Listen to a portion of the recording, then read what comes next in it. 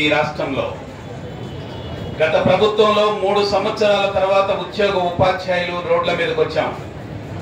కానీ ఈ ప్రభుత్వం 14 నెలల కాలానికే ఈ రోడ్ల మీదకి నిప్పు రవ్వల్ని బయలుదేరేటువంటి ఒక అవకాశాన్ని వచ్చింది. ఈ నిప్పు రవ్వలు మండి ఈ రాష్ట్రంలో దానావలంగా వ్యాపించి ప్రక్కనే ఉన్నటువంటి కోతవేటు దూరంలో ఉన్న బిఆర్టీఎస్ రోడ్డు ఉద్యమం దాకా ఎళ్ళక ముందే నువ్వు పాత పెన్షన్ ఇస్తావా ఇవ్వా తెలుసుకోవాలనేది రాష్ట్ర ప్రభుత్వాన్ని మనం డిమాండ్ చేస్తా ఉన్నాం.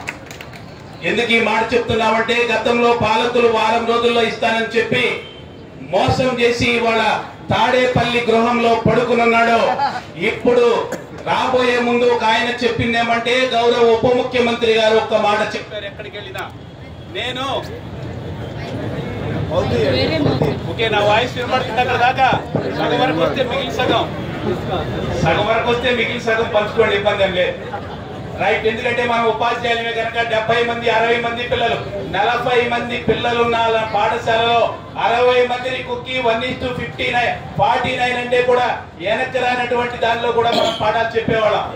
ఆ పవన్ కళ్యాణ్ గారు చెప్పిన మాట ఏమంటే, నేను మా నాన్నగారు పోలీస్ డిపార్ట్మెంట్ లో పనిచేశారు, మా పెన్షన్ తీసుకుని మా నాన్న ఇబ్బంది పడ్డటువంటి పరిస్థితులు ఏమిటో నాకు తెలుసని గౌరవ ఉప ముఖ్యమంత్రి గారు చెప్పి 14 నెలల కాలమైంది. ఓట్లేయించుకుని 14 నెలల కాలమైంది. ఈ రోజుకి సిపిఎస్ వంశం మీద ఉద్యోగ ఉపాధ్యాయుల్ని నాయకుల్ని పిలిచే పని ఈ రోజు కూడా చేయనటువంటి పరిస్థితి. అందుకనే ఖచ్చితంగా రోడ్ల మీదకి వచ్చాం తప్ప మాకేమీ కాలక్షేపం కోసం రాలేదని చెప్తా ఉన్నాం. ఇంకొక మాట నేను చెప్పదలిసింది, 82లో పెన్షన్ హక్కు భిక్ష కాదు అని చెప్పిన సుప్రీంకోర్టు తీర్పుని ఈ రాష్ట్ర కేంద్ర ప్రభుత్వాలు గౌరవించట్లేదు. అలాగే 30 సంవత్సరాల పాటు ఉద్యోగం చేసినటువంటి వాళ్ళకి ప్రభుత్వానికి అలాగే బయట ఉన్నటువంటి ప్రజానికానికి మధ్య వారధులుగా పనిచేసి శక్తిని అంతా ధారపోసినటువంటి పెన్షన్ ఇచ్చే ప్రయత్నము చేయట్లేదు. ప్రజలకి సంక్షేమ పథకాలు ఇవ్వడం లేదు.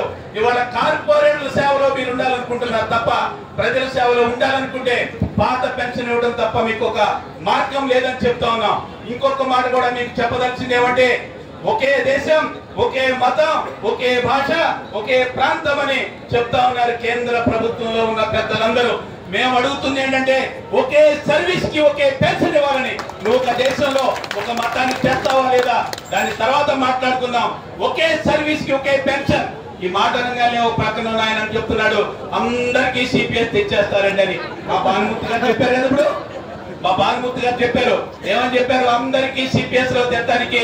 ఇవాళ అలా సిపిఎస్ లోకి తేవాలని చెప్పి మేధావులుగా ప్రకటించుకునే జయప్రకాష్ నారాయణ లాంటి వాళ్ళు ఈ ఉద్యమాన్ని చూడాలని చెప్పి చెప్తున్నాం. అలాంటి వాళ్ళు మేధావులుగా ప్రకటించుకుంటే అంగీకరించమని చెప్తా ఉన్నాం. అందుకనే పాత పెన్షన్ తప్ప మరొక దాన్ని అంగీకరించాం.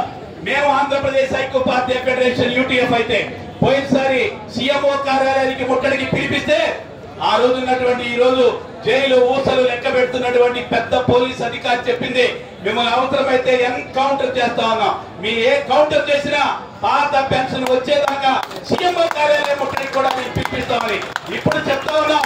ఐక్య వేదిక ద్వారా ఒక ఏపీ సిపిఎస్ఈ మిత్రులు కానీ వేదిక మీద ఉన్నటువంటి మిత్రులందరూ ఐక్య వేదిక ద్వారా మరొక బిఆర్టీఎస్ రోడ్డు ఉద్యమాన్ని నడుపుతాం.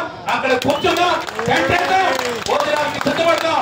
రైతాంగ ఉద్యమంలాగా సంవత్సర పోరాటం చేసేనా పాత పెన్షన్ కోసం సిద్ధపడతాం.